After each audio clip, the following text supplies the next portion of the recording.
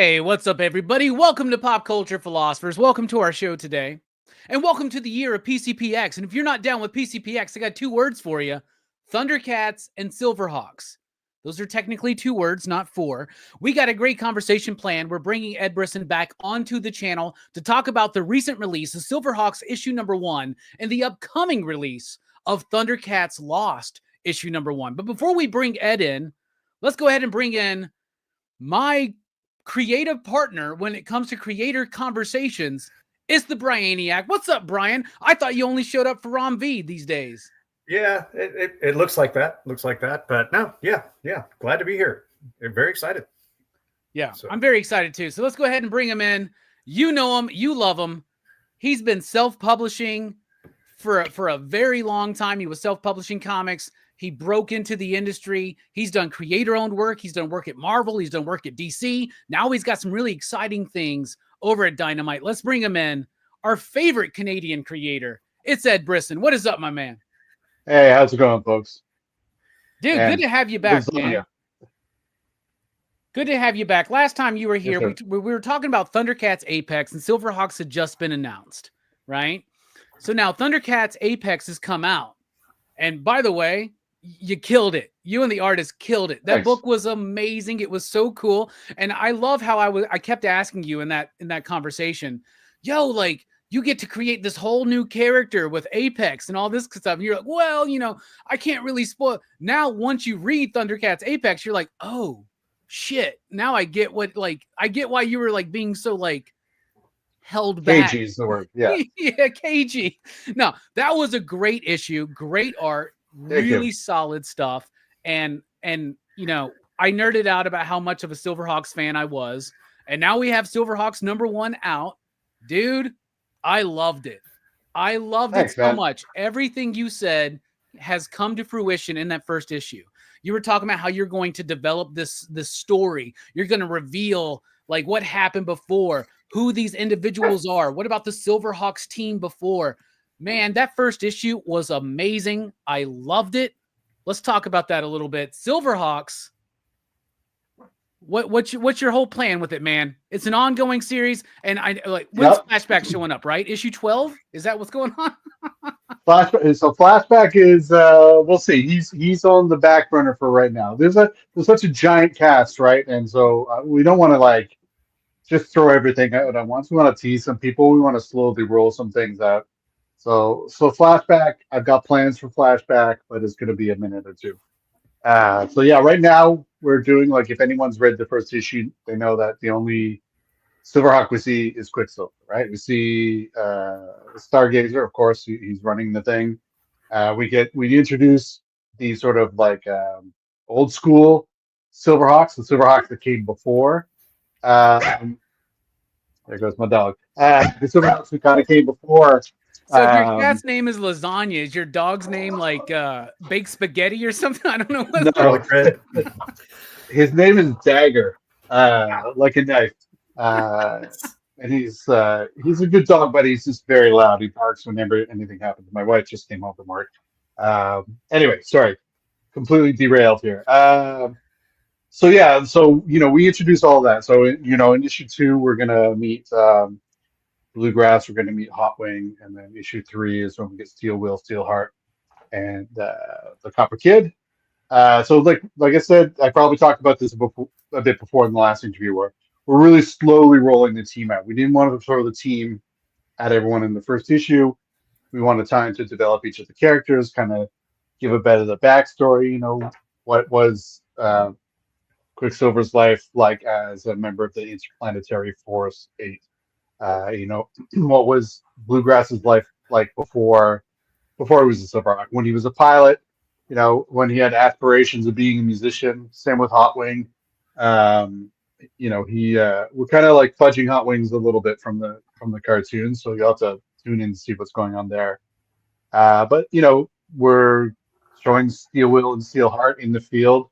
We're showing the planet of Mimes, which is where the Copper Kid's from. So we really wanted to kind of dive into all of the stuff that we know about from the cartoon but never really saw. And so, you know, we're doing that's what we're doing. So if you read and enjoyed the first issue, you probably dig what we're doing going forward. Oh, I loved it, man. And when we finally got it in our shop this week, because Diamond's been running a little bit late here and there, we finally got it in. And so one of my good homies is Mark Spears. Like, I've known Mark for like 20 years. Like, me and him are personal friends. And I was like, oh my God, this dude's got like 10 different variations of the same cover for this book. But Mark's so hot right now. Like, I think that may have helped push out the numbers even a little bit more. But man, I'm seeing a lot of chatter out there. A lot of people excited about Silverhawks. Since we've left this week in particular, like, are you getting the vibe that like people have been primed and ready for more Silverhawks content? I think so. Like, I've gotten a lot of feedback from people, but I don't. When I'm working on a book, I tend to silo myself off from it, so I don't go searching for reviews. I don't go kind of searching. So if people like hit me up on social media and stuff, then I'll see it. I don't even know what the book sold, to be honest. Like, so I'm hoping it's doing well, but I kind of like to just push all those things outside of my brain when I'm working on a book and just sit down and work on it. But yeah, it seems, I've had quite a few folks reach out who dug it. It feels like I've, been doing it like about 1 million interviews about it. So that tells me that, people are interested in hearing about it. But yeah, I don't know. I'm hoping that people are digging it. If you're seeing that, the Mark Spears covers are great. And weirdly, you're the second podcast in a row where people know Mark Spears personally, are tight with him. So, yeah. I don't know if I answered your question, if I just went off on a tangent, but here we are. It was still good enough, Ed. Like, there you go. All right. No, I love the book. Being like, me, I'm a super Silverhawks head. I loved the book. I thought it was great. I thought George Cambadias, right? That's the artist? Yes.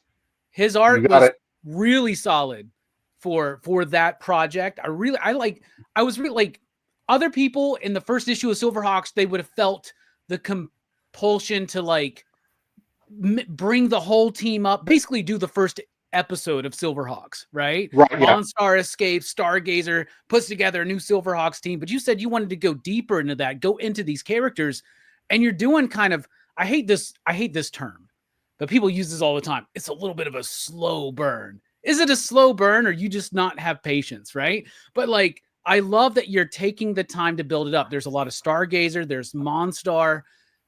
And when we last talked, you were talking about like the difference between Thundercats and Silverhawks is that Thundercats is like sci-fi fantasy. Silverhawks is like science fiction, crime fiction, right? It's like a mob story. You're getting into that. You're building that up already.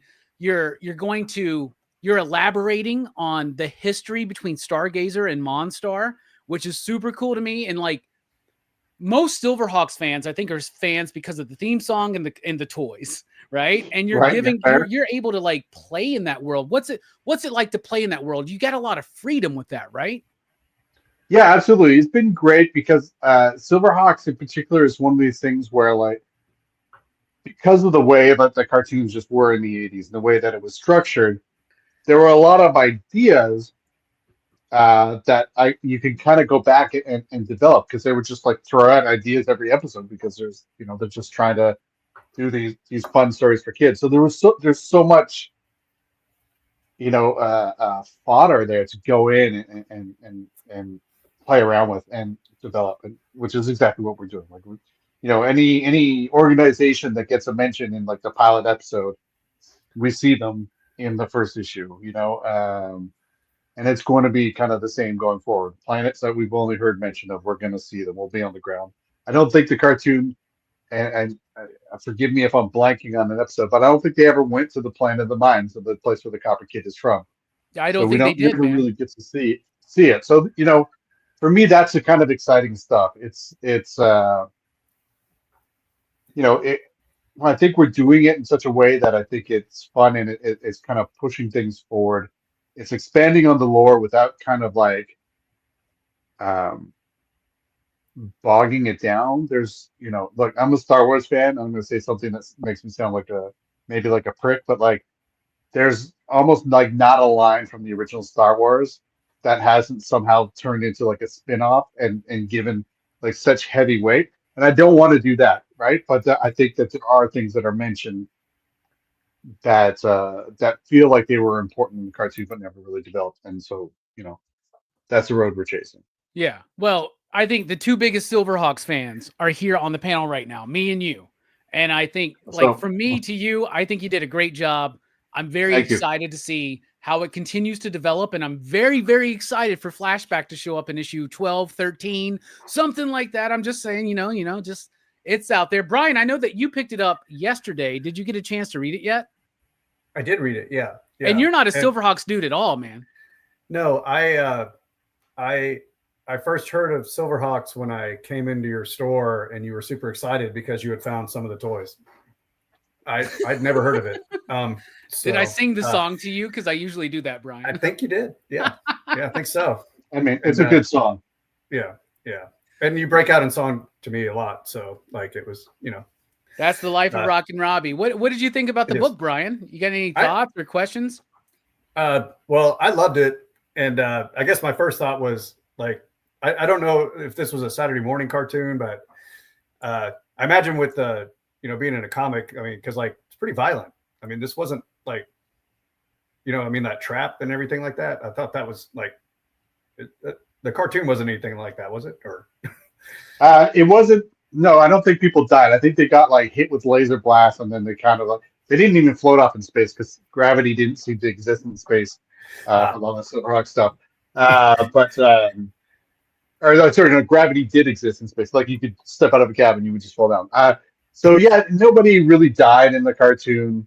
Because it was, it was on weekdays. It was 65 episodes, one season, so it was on Monday to Friday. Every day after school, right after Thundercats. If I recall correctly, it was Transformers, G.I. Joe, Thundercats, Silverhawks. I might have the order slightly wrong, but I seem to remember that was the awesome 2 hours after getting home from school and plunking down in front of the TV. But yeah, no, it definitely was not.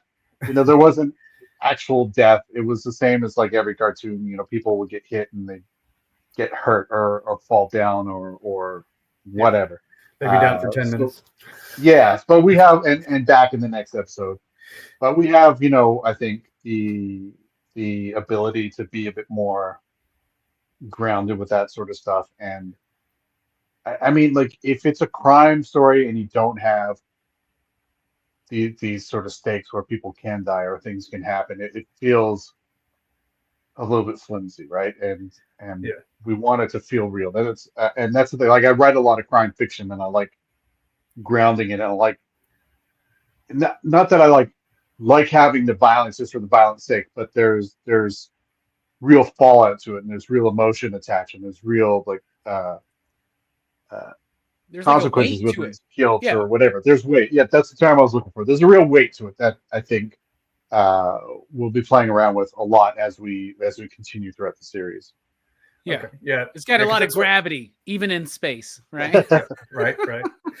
Yeah, because that was one of the things I picked up on, because other works that I read of yours, like the violent and catch and release and stuff like that, it reminded me, that I was like, oh, so yeah, this is a crime story. This is great. Yeah. So it's definitely a crime story with just fantastical space settings and crazy ass criminals and crime fighters. Yeah. Well, yeah, I read it last night. I'm all in. And I will say that Mark Spears cover definitely stood out on the shelves. Well, which one did you like? Did you like the red one, the green one, the purple one, the blue one? I feel like I only saw the red one, but yeah. I've been meaning to text Mark and ask him, did you get paid for each of those? Or did you just get paid the once? Dynamite goes ham sometimes with the covers, and now that they got Mark on board, it's going to be even crazier.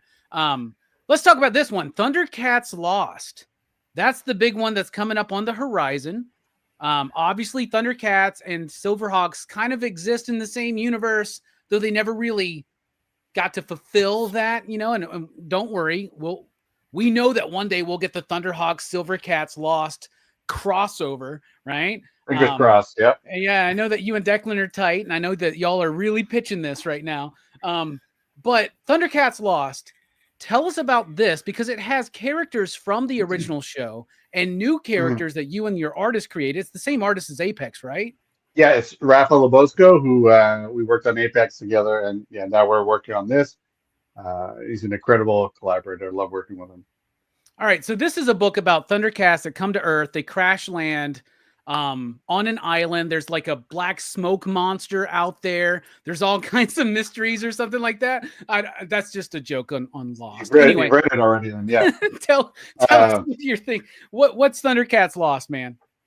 So the premise of Thundercats Lost. So if anyone's reading the mainline Thundercats book, they know that like Thundera was destroyed, and that Lino and crew were one of the few surviving Thundercats to leave the planet during the sort of big excavation, escape, whatever. The setup for our book is that, and something I think that had been mentioned in some of the other Thundercats books, is that Thundera knew the end was coming for their planet, and they were looking for somewhere else that they could move, like that they could create like a new Thundera, they could build a new world. And so several years before the beginning of the first Thundercats book, Claudius, who's Lino's dad, sends a crew out to find a new world, like to find a new place, like sort of an exploratory mission.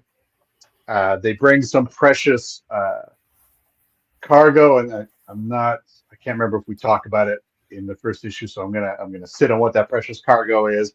But they bring some precious cargo to help them sort of find a new place, start rebuilding. And the idea is that they would find this place, start rebuilding, send word back, and then Thundera would begin the process of moving Thunderians over to this new world. The problem with the mission is that they reach a new planet that they're considering for a new home. Immediately are shot out of the sky by the local sort of a local militia, a local military. The Thundercats Lost are trapped behind enemy lines. I'm completely sort of unaware of why they've kind of this other faction has opened fire on them, why they want to kill them. So they're there. They find themselves kind of on the run while being picked off. Like, we start with a fairly large crew of Thundercats, and by the end of the first issue, there are very few left. And they're on the run, trying to find the precious cargo. It was on the second ship that is now lost, and they have to find this ship. And to their mind, the sort of future of Thundera depends on the thing that is on there. It's of that much importance.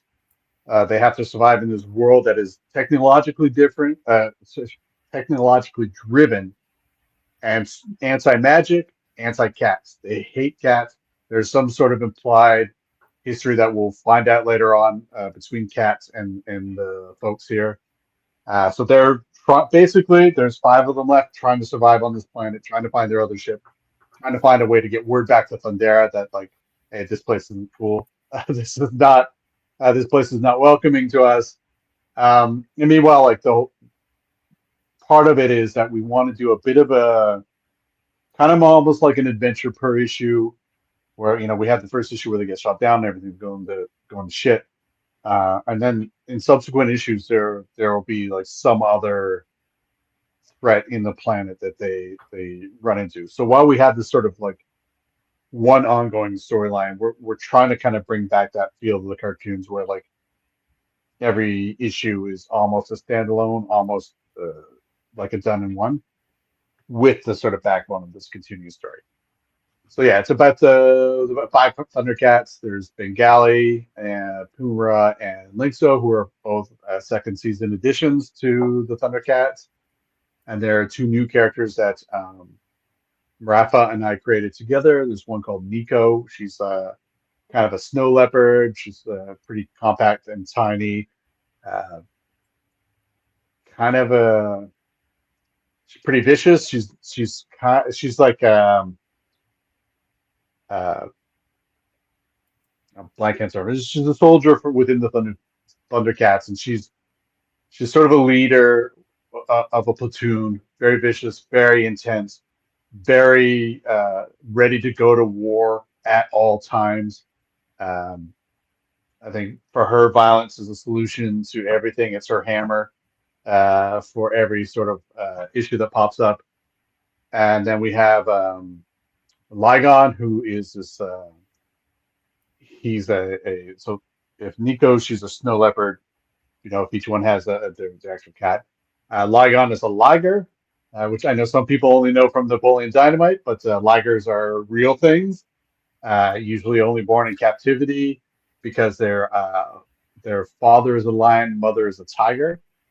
So it's half lion, half tiger. But the thing about that sort of particular father lion, mother tiger is that normally it's the other parent in like if you have two lions or two tigers that passes down the growth hormone. So ligers tend to grow. They tend to have like gigantism or grow giant. They're much larger than lions and tigers. And the same is the case with our character Ligon. He's just this giant guy who's about twice the size of the rest of the Thundercats. He's tough as hell. Like he doesn't have a weapon, unlike all the other Thundercats. He just goes out and pummels things with his fists. But he's also sort of the moral center of the group. He's very down to earth, very grounded, very very emotional at times. So they're great designs. Like Rafa really knocked it out of the park. We were really trying to create something that felt like if you like only had a vague recollection of the cartoon, that you could look at these characters and feel like they were two characters that you just forgotten about from the cartoon. We really wanted them to feel like they fit in while still feeling a little bit fresh, but like as though they really belonged within the Thundercats universe.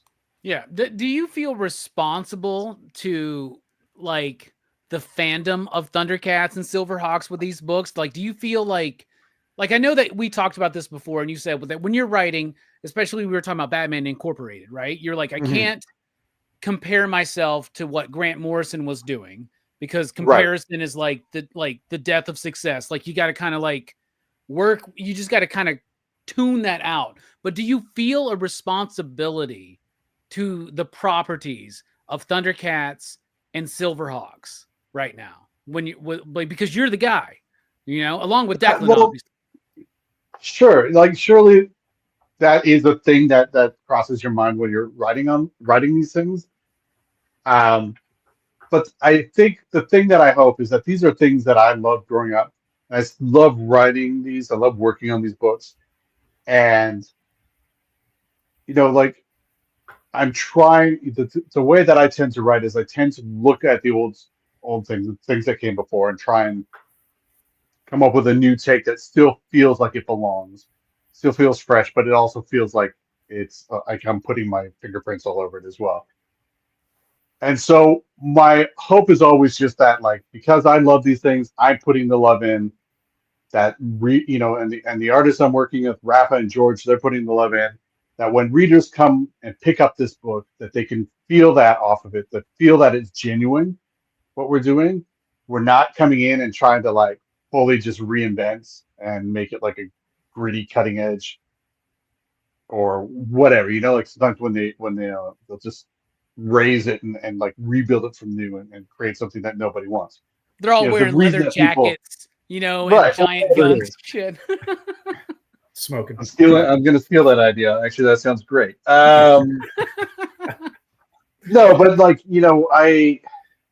I want it to still feel familiar, but like we need to, obviously it's been 40 years. We need to push these things into the, into modern times and into the future. Hopefully give them the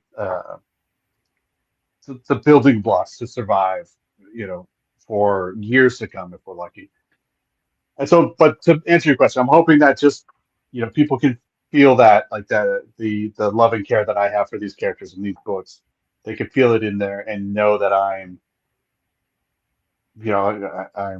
genuine with my approach to it, and that this is something I enjoy doing.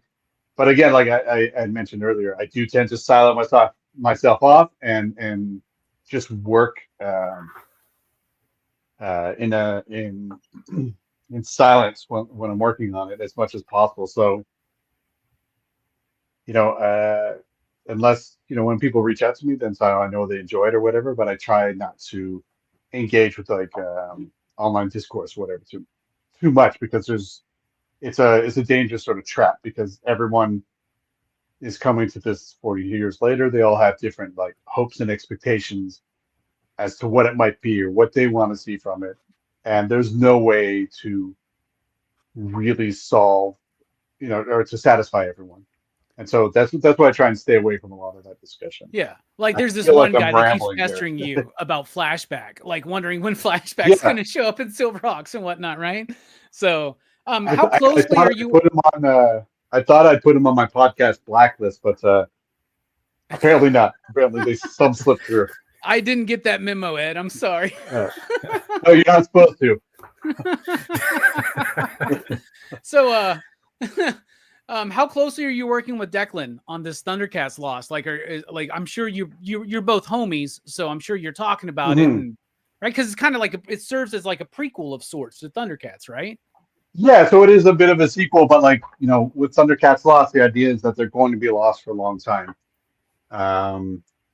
And so, Declan and I had, especially early days when we were like getting the project set up and trying to figure out what it was. There was a lot of conversation back and forth. There was a little bit of like things that he and I wanted to do that maybe didn't line up perfectly. So we were trying to find ways to make that work without sacrificing the things that we both wanted to do.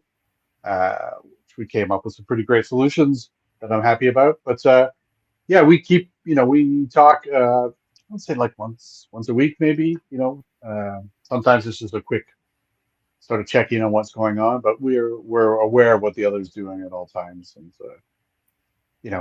but he was definitely instrumental early days when I was putting the project together and sort of figuring out what it was going to be, what the layout was going to look like, and kind of what the first year story looked like. I haven't seen your podcast Blacklist yet, but I've heard rumors that Declan's on there because he keeps asking about Flashback as well. So yeah, Declan's on that for sure. Let's talk real quick. Let's switch gears. I want to know, tell us about New Reliable Press. Well, wow. Okay, you're the second person to ask me about this in the last week and a half after not being asked about New Reliable Press for a decade. It's your Wikipedia page, man. You got a Wikipedia page. That's what's going on. Is that what's going on? All right. I didn't know I had a Wikipedia page. New Reliable Press was a... so when I got my first like real career job back in the early 2000s, I had this idea that I wanted to, I'd been self-publishing for a while and I wanted to get into publishing. I'd just come out of a print program. So, I worked with doing pre-press for people. And so I knew how to deal with printers. I knew how to deal with distributors. And I thought, shit, why not put together a book or a publishing company. And so we didn't publish a ton. I think I found it in 2004 and it lasted about 6 years. I published 3 anthologies called You Ain't No Dancer. I published 2 books by Jason Turner and Minnie Votma, which called True Loves. They were it was a romance sort of graphic novel type thing. It was great. What else did I do? There was Jan's Atomic Heart, which is Simon Roy's first book. I think he drew it when he was 18 or 19. He was like just a child. And I did a couple like co-production things where, because I had an account with Diamond and could publish things, I would co-publish with people who were putting out books. So I co-published a book with Casey Green, who's a big webcomic guy. What else I do? I don't know. And I published, I think through there we did Acts of Violence, which was the and then Catch and Release was so I mothballed New Reliable Press in 2010. And I had a weird thing with New Reliable Press where I would publish other people but not myself, even though I've been self-publishing for years. I don't know why I had that line in the sand, but I did. But then, yeah, I kind of mothballed it as a publisher. I was still doing lettering production work for manga publishers, DMP, and then later Viz. I was lettering a lot of stuff for Viz. If anyone reads a lot of the manga, I think I stopped lettering for Viz in 2017. But if you see NRP Studios, it's New Reliable Press Studios, lettering things for them. But then, yeah, I had mothballed it in 2010, but I brought it back out when I kickstarted Catch and Release, the murder book graphic novella. And so I'm kind of still using it these days as like just a thing. Whenever I self-publish anything, it's a New Reliable Press production. But as a company, is it's had it 6 years. Tried to make a run at it. Very, very difficult to like actually publish like sort of original graphic novels, especially. And this is like 15 years ago now. It was very difficult to just actually break even or make money for the creators. So it's pretty tough. It was an incredible learning experience for me to actually be involved in every process and every step of the process of putting together a book, doing whole contracts and dealing with distributors and getting it out to stores and doing promotion, which was really difficult. I did a lot of like mailing campaigns and stuff to stores to try and get them to pick up books. But yeah, it's very difficult, especially if you're not someone who's backed by a lot of money. I had like a job that paid like, I don't know, back, like $45,000 or $50,000 a year, and I was using some of my paycheck to try and keep New Reliable Press alive. You're running out of an apartment, basically, right? I was running it out of an apartment, and then later my wife and I bought a house. So yeah, it was basically I was running it out of my garage. It was never earned money or anything. You've worn all the hats then, bruh, because you've published, right? You've been a publisher. You're a writer, right? Yeah. You're a successful writer right now, and theoretically, yeah. You did art, you did coloring, you did lettering. Like you got to be an expert in comic book making because you wore all those different hats, and I think that's a very important thing. Is that helped you along your journey? I think so, and I always think it's like really important to try and experience every stage of, like, if you're going to make a comic, try and experience every stage of it.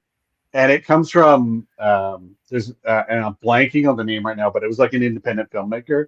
I'm a big movie nerd, and I remember listening to an interview with a filmmaker who talked about if you want to make film, you got to know how, like, if you know how to act, if you learn how to act, even if you're not great at it, you can better direct actors, right? If you want to be a director, obviously learn to direct, learn how to write, so you have, you can put together your own scripts. But even if you're not working on your own scripts, then at least when you have a script, if you need to modify, you know what to do. No cinematography, just like editing, producing, blah, blah, blah. Like every step of the way, the more you can understand every process, the more you can kind of get your hands dirty by involving yourself with the process, the better you understand all aspects of it. And I kind of just stole that and used it for comics. I only wanted to be an artist. I started writing because I didn't know writers. Coloring, I just did out of necessity. I didn't know colorists. I didn't have money to pay a colorist. And same with lettering. I just started lettering because I knew how to use Illustrator, and I was able to kind of figure it out. And just dealing with distributors, the whole thing. I think it just makes you. It helps you understand everything that's going on better. It helps you communicate with people in different roles better, I think, because you understand what you're asking of them and what they're going through. But yeah, I don't. That's but also, like, there was, for a good while, I was just a control freak. I was a control freak with insomnia, so I just needed to fill the time. All right. Well, here's the question I got, and this is probably something that you've had discussions with privately and publicly with many other people. But What do you think about the recent news, of course, with the Diamond situation? I'm wondering what your take is on that. The Diamond bankruptcy and the smaller, because it seems like the smaller publishers are the ones that are going to get hurt the most from this. Absolutely. And a lot of people have been dipping out already. But like Mm-hmm. you got Penguin, you got Lunar, but unless you're already in with them, it seems like a lot of these publishers are being kind of left out. And it's a scary situation for a lot of people. A lot of people keep messaging me all day long, asking me my thoughts. So I just want to know your thoughts, a professional in this industry. So yeah, I'm seeing a lot of people signing up with Lunar over the last week. I think it sucks, but I think after everything that happened during the pandemic, it was inevitable. I don't think and I don't know, like I'm trying to not get too political about it, but I think that it's something that as soon as everything that happened during the pandemic happened with Diamond shutting down and not paying people for however long, this was the only outcome. This is kind of where things are going to go. So I'm not terribly surprised, but I really am worried about like small publishers because I think we need small publishers. I think we need to have the ability for everyone to kind of get their voice out there and not have to worry about, being picked up by a larger image or getting with Marvel or DC. I mean, those smaller publishers are where a lot of people cut their teeth. It's where they learn the skills. It's where they learn how to do comics. It's where they make their name.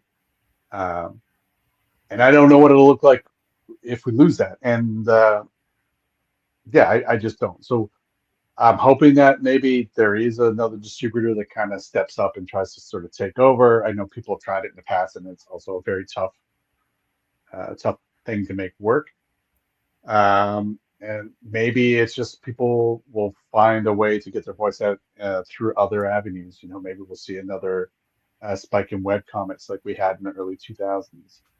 And I guess now with webtoons and stuff as well. But yeah, and crowdfunding has become a big part of the industry, right? Crowdfunding, and I think crowdfunding is great. Like I really, I know I'm not saying this is because I've done it. I think it's one of those things where like you can have a product now that you only need 100 or 200 people to believe in you and to believe in your vision, and you can get it out there and get your voice heard. So I really like crowdfunding. I'm really happy that it's a thing that's available to people and is something that could kind of help level the playing field quite a bit. I know there are arguments about like some larger publishers and such being on there, but I don't think that really takes away from the smaller people in the way that that some people seem to think it does. Okay. Hell yeah. Well, thank you for sharing your thoughts on that. Brian, I know that you're a fan and you weren't here last time. So now it's time for Brian's bit. Brian, take over the show. Okay. Well, yeah. So, you kind of covered it because like, honestly, the first time I read your name in the credits and, was in Shudder as the letterer for Shudder, Joe Keating and Layla Del Duca's book. And actually got to hang out with Joe in Portland one time. He's close friends with my cousin Ibrahim Mustafa. I don't know if you know. I actually lettered his a pitch he did like 15 years ago called Biker Vampires. I can't remember what it was called. I've known him for a long time. Yeah. Okay. Yeah. Good deal. Yeah. Because we already kind of covered it. Like, but that is one of the things I thought was like, it's probably a great idea for writers to, letter comics themselves. Cause like, pacing of dialogue and things like that and space and everything like that. And I mean, is that one of the things that helped with doing a lot of that stuff or? Yeah, I think so. And I think you covered like the two main reasons there too, why I think every writer should learn to letter. And it's because you learn sort of the economy of words. Like you learn how much space, how much you can fit into a panel, how much you can fit into a page, how quickly you need to kind of get that dialogue across without it feeling like it's just like cut right down to the bone. Like it still has a rhythm, it's still got a vibe, it's still got meat to the dialogue, right? It still has meaning. When it's something that weirdly, like not a lot of writers who are starting out or just jumping into comics, they don't always have a concept of it. The worst example of this is I was lettering for a company. God, must have been 13 years ago, and they brought in some comic book writers to do some projects, but they'd also brought in some screenwriters to do some projects. And I was lettering a page that had 6 or 7 panels on it, and sort of the Alan Moore rule of like handles is that you have 35 words per panel and no more than 350 words per page, I think is his rule, which actually is quite apt. It fits quite a bit for the amount of space you're going to have. But anyway, I got a page that I had to letter, and on just one panel, the screenwriter had put something like 535 words. And I had to email them back and say, like, it's not letterable, like it's not possible. You need to send this back to the writer, and clearly these were not editors who worked in comics a lot. They were editors who had come from other disciplines who were lettering these projects. Anyway, so he sent it back to the screenwriter, who cut it and sent it back to me, and it was 505 words. Like he cut 30 words, and so I actually lettered the page as written. Yeah. So I'm like, this is what it looks like, right? Did it cover the art, or did you go with like a 0.5 font? It covered. No, I did a regular font size, and it covered the entirety of, I think, 4 panels, like all the dialogue. Like it was most of the page, and I'm like, this is why, right? And actually, I ended up getting a job editing for this company afterwards, because in this particular case, the screenwriter, we sent it back, he sent it back, it was down to half the length. And I'm like, it just wasn't getting it. So I actually went through, which is something like, as a letter, you're not really supposed to do, but I was pretty early into it. And I went through and I just rewrote, just as a, like, this is kind of what you can do, right? I took all your dialogue, all the thing that you're saying, and this is like kind of the maximum that you can get away with on the page, and sent it back to him. And it, and I think he finally started to clue and he started to understand. I kind of walked him through it. Now that's a screenwriter coming to comics that they don't always have, like, a concept of the process. And I think someone who grew up with comics, who wants to make comics, is probably going to have a better understanding, and innately somewhere is going to understand that you can't have 550 words, that it's got to be much less. But if you sit down and you have to letter the page yourself, and it's stuff you've written, especially like if you're a writer and it's stuff you've written, you see kind of firsthand how much art's going to get covered. I think also when you're lettering, you can see that a lot of times you can cut a lot of dialogue that you thought was important, especially when you're starting out. I think people will put it in dialogue that is maybe more expository than they realize. And then when the art comes in, you can kind of cut it back, because the art is doing the storytelling for you, and you don't always need it all in there. But yeah, I thought, for me, lettering, I knew Illustrator. I had done a lot of pre-press already, so it was just an easy thing for me to do. I used it when I started out as a process of doing my 4th or 5th draft. I would do like 3 drafts of the comic before I sent it to the artist, and then once the artist handed it back, I would rewrite as I was lettering. And so it was a level of control that later I kind of had to give up, because it just had too much work and I couldn't letter. I couldn't keep up with deadlines and writing and lettering my own stuff. But it is something I miss, because I do enjoy that process of rewriting myself as I'm lettering. But as for lettering other people's work, yeah, it's a great way. If for myself, it was a great way to sort of just pick up work. I think I'd had an agreement with my wife at the time, after a full to new reliable, that I wanted to self-publish stuff of my own, murder book is particularly, and I was just taking money that I was making from lettering and kind of moving that over to do comic book projects. But it's also, it's a good way to also meet people in the industry by, working for them and being part of a creative team. Yeah. Oh yeah. Yeah. That's great. That's great. Yeah. And then, yeah, it probably felt good that they had John Workman come in behind you, right? Oh no. Is that who came in after me? Yeah. It was John Workman. That's good then. Yeah. Because I think at one point I had to leave a bunch of books because I just was just too much writing work coming in. Sure. But yeah, he's great. So yeah. Yeah, because that's what I noticed is after when I saw that it changed, I saw your name everywhere on a bunch of books coming out, and I was like, okay, here we go. Yeah, I had to bail off. Because when I started at lettering, I was the guy. I got a lot of gigs because I was really fast.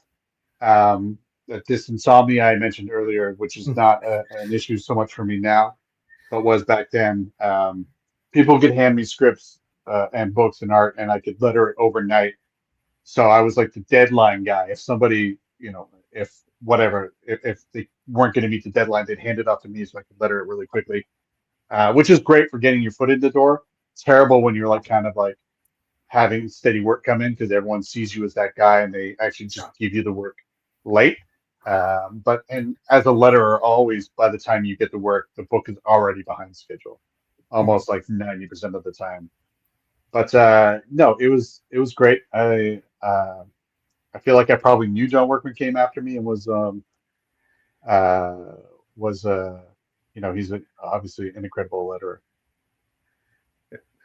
Yeah, definitely. Yeah. Well, I see some originals on your back wall. Is that? Yes. Is that are those pages or commissions or? They are pages. They're all from books that I've worked on. So I try and keep my collecting under control, and the way that I do that, because I would just buy art from whoever, artists that I love. So I try and pick up a page from books that I've worked on. I don't know how clearly you can actually see them on the screen there, but let's see if I can do this.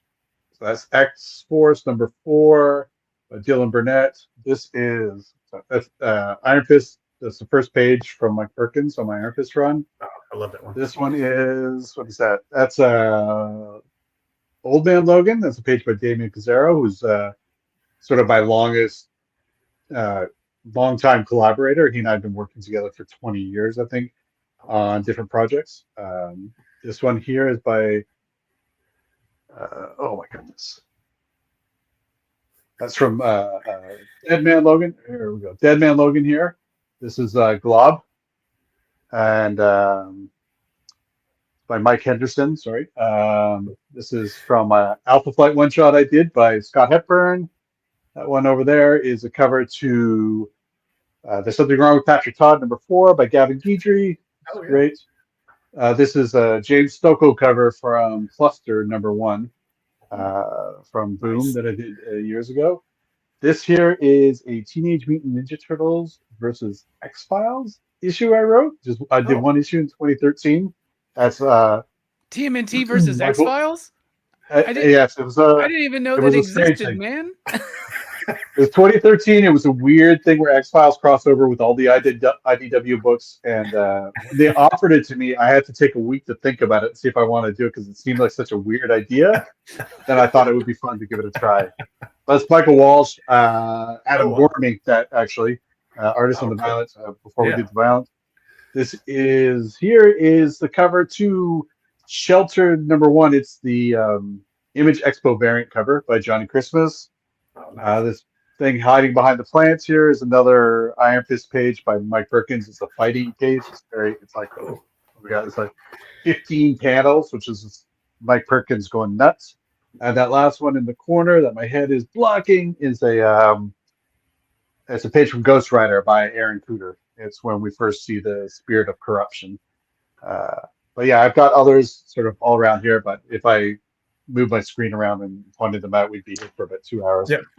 But yeah, I tried, like I said, I try and pick up pages from books I've worked on, and so at least then I have like a real personal connection to all of the work that's hanging up on my walls. So you buy pages from the books you worked on and action figures of the characters you've worked on, right? Yes, that's how I keep it all under control, right? Like, or try to. But then I worked on, like, when I did Uncanny X-Men, I think we had like 100 characters across the book, and I was like, then it was all out the window at that point. Heck yeah. Dude, Brian's a big original art guy too, and you got some great art back there. I want to know real quick, what's the difference between working in comics and video games? Because I know you've been doing a lot of video game work. Yeah, I don't know. It's quite a bit different. Comics moves a lot faster, and so if there's there's a lot less time to develop things, but it also goes through a lot less people, right? Like, so if I'm working on a comic book idea, at Marvel or DC, I would have to like pitch it to my editor. The editor would approve it. Sometimes they have to go to the senior editor or to the team of books to make sure that everything's cool. But it only goes like 2 levels up, right? And then it comes back down, and I do it, and it's like just me, the editor, the artist, and then later the colorist and the letterer. But and sometimes there's an assistant editor in there who may or may not take the lead role in editing. So it's like a very small, compact thing, right? So far, working in video games, everything, it takes a very long time for development. Things get tossed out and reworked all the time.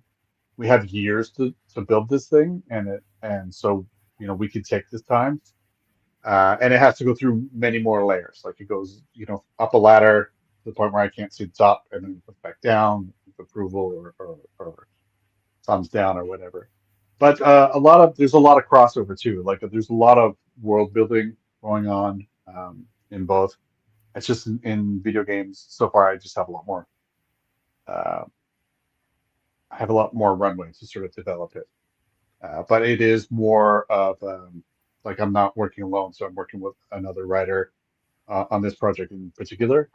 So there's a lot of back and forth, a lot of collaborating, a lot of meetings where we're talking through ideas, a lot of meetings with different people on the teams to make sure that what we're doing isn't conflicting with like design elements or vision or whatever sort of anything you think that your writing could conflict with, it possibly might, right? So yeah, but it's been the video game stuff has been a pretty chill experience. I've really enjoyed it. It's about a year and a few months now that I've been doing it. So, but yeah, it's just comics is a lot faster. You got to crank those things really quick. I think, like, in terms of how much work is going into, it's almost equal. But like, you're seeing the comics coming out all the time.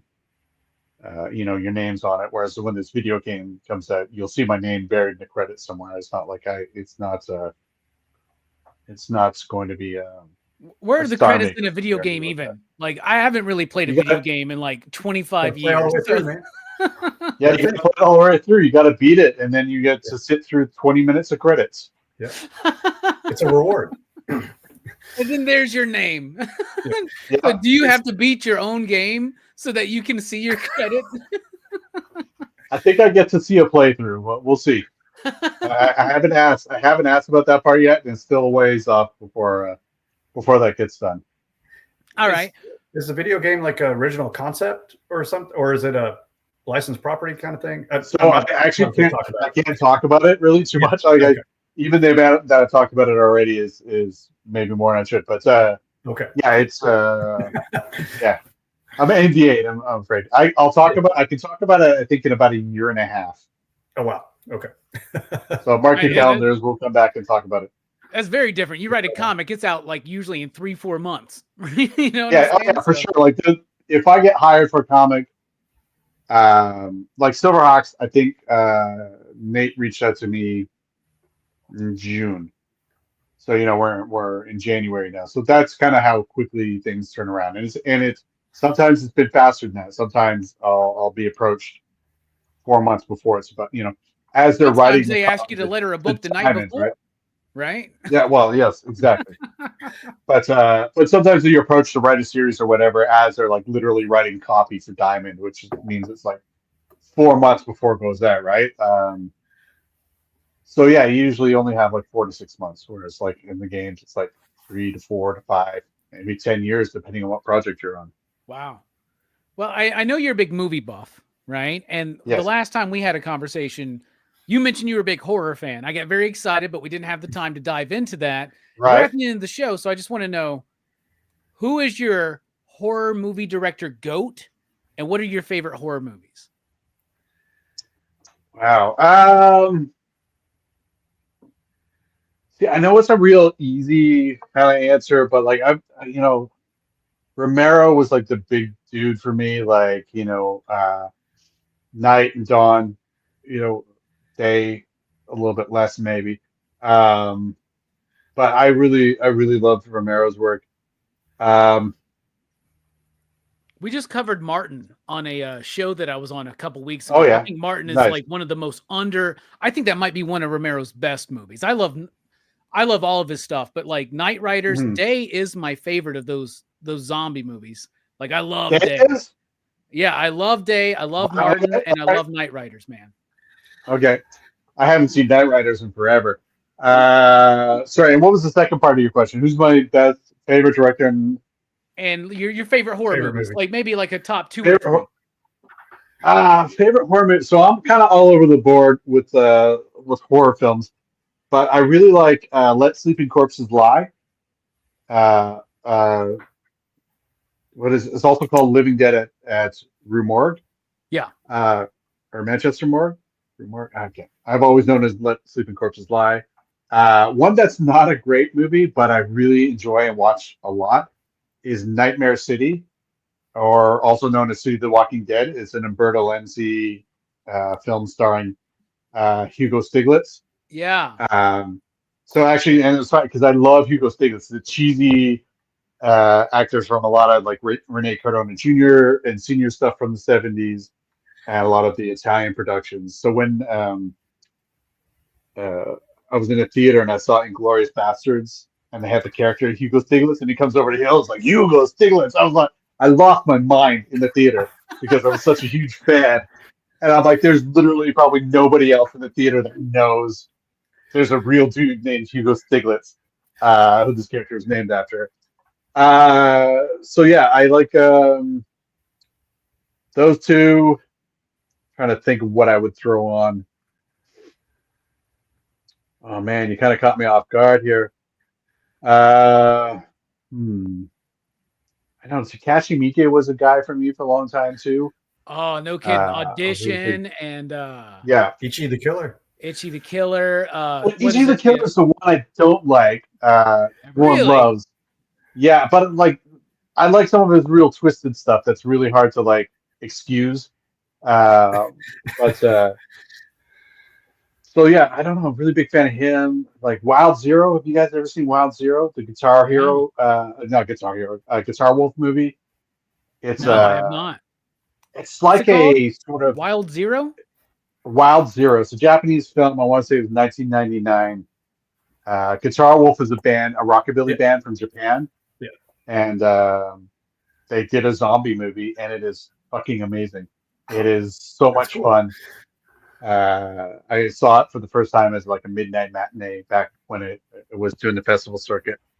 I think I don't know if you count Green Room as a horror film, but that's a film that I've returned to a lot lately. I would. That's a great movie. I really enjoy. Yeah, actually, yeah. When we had Nick Patera on, I hadn't heard of that. He said that was his one of his favorite movies. So which one? Green Room. Green Room. Yeah, and then it got voted on a PCP Movie Night poll for Horror Fest one year, and that was the first time I watched it. That movie's amazing, and very visceral, and very violent, very cool. Yeah, I'm trying to think of anything I've watched recently that really kind of stood out for me, but those are kind of like my classic go-to.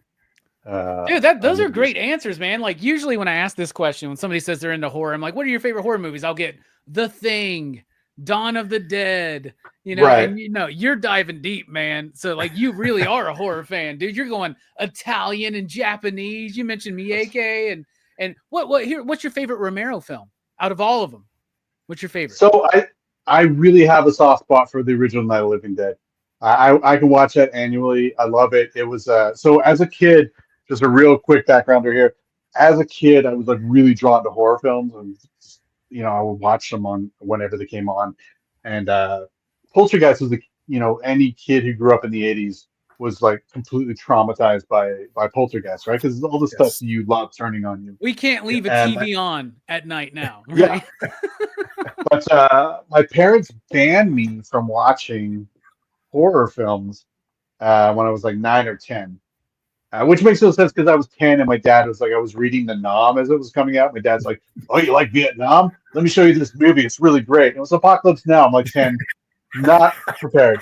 But they banned me from watching horror movies, except I was allowed to watch black and white horror films and British horror films for some reason. So I really got into the Hammer films when I was like 10.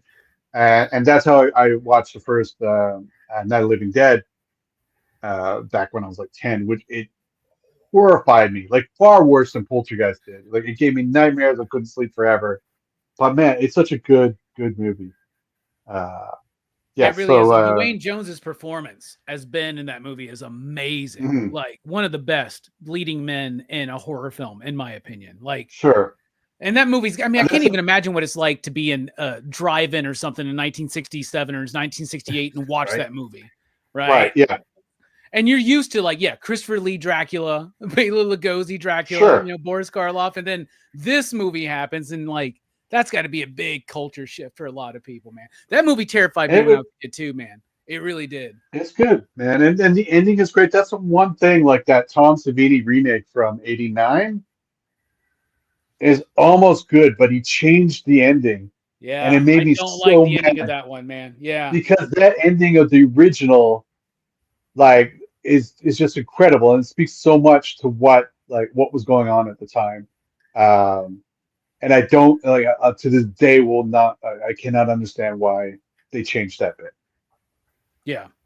I guess Tom wanted to do something different. I met him last year for my second time, but whenever I meet these people, I don't ask them those questions. I just go, "You're great. Will you sign this for me? Can we take a picture?" Yeah. I got to hang out with him briefly at my very first con that I did back in 2000. Jesus Christ, 2000? Holy man. Did you ask him? Did you grill him about the ending of Night of the Living Dead? No, 91 or whatever? It was cool. It was a really weird con that I got invited to in Victoria, British Columbia. And it was the guy who invited us to the con tried to sell us a table to it first. And me and my friends, we just were doing shitty little web comics. We were like nobodies. And we declined to buy a table because it was $200. And the guy who organized the show was like, "What if I just brought you guys as special guests and I'll give you a table?" And we were stoked. Well, it should have been our a signal to us that this show was fucking doomed. Because when we got there were entire rows, right? Like if you go to a convention, there's rows and rows of people. And imagine going to a show where there's rows and there's only one person set up in each row. It was so kind of sad. And he brought Tom Savini out.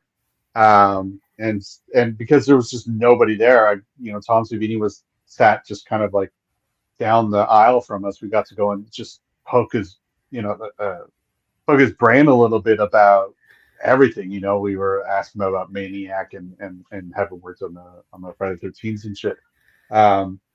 And my favorite part is actually Jeffrey Combs was there, and I was walking out to get lunch as he was walking in for the first time at the convention center.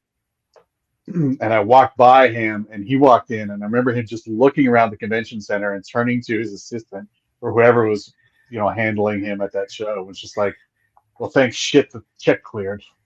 And when I sat down, I was like, fucking hell. It was a disaster of a show, but I got to chat with Tom Savini quite a bit there. So that was at least, there was that for me. That's super cool. Yeah, I've met Tom twice. I've never met Jeffrey Combs, but he is going to be at Scarefest this year. And I'm so excited for that because Reanimator is one of my favorite movies, man. Right. Like, I love Reanimator. I can't wait to meet. I hope they get Barbara Crampton there. I really do, because I would love to meet the two of them, man. So anyway, thank you so much, Ed. This has been a great conversation. I feel like we could have gone on for another 2 hours about horror movies, man. Probably. So, yeah, we'll probably do that next time. Brian, you got any final thoughts, questions to Ed? No, just glad to be here. And I guess excited to read more Silverhawks. So perfect. Well, hopefully you guys continue to dig it. Well, I'm sure I will. But Brian, I'm like, if you want to come over and watch some Silverhawks with me, let me know, man. I got them all, man. Like, we can. I'll do it. We can binge through some Silverhawks. We'll get a little loose and we'll watch some Silverhawks, and then you can start pestering Ed about when Flashback is going to show up. Okay. All right. Okay. So there you go. Yeah. Flashback will become my favorite, is what it sounds like. Yeah. Yeah. I mean, Flashback is pretty dope. He's a really cool design for, he's the Green Ranger of the Silverhawks franchise, basically. Yeah. Okay. Nice.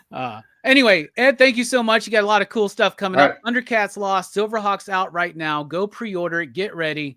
Thank you all so much for being here in the stream. We really do appreciate it. I still have my Starman outro set up. So we're dipping out. Love y'all. Station.